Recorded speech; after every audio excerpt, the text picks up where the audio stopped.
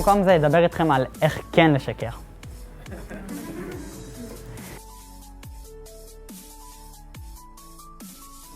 עכשיו הסתיימה ההרצאה ובאמת אני מה להגיד הרבה, פשוט הרצאה מדהימה, הרצאות מדהימות, למדתי הרבה דברים חדשים, היה שם משהו שלא שמעתי בשום מקום אחר, הפתעה שהוא השאיר לבסוף, אני לא אגלה לכם, תצטרכו לשמוע בעצמכם.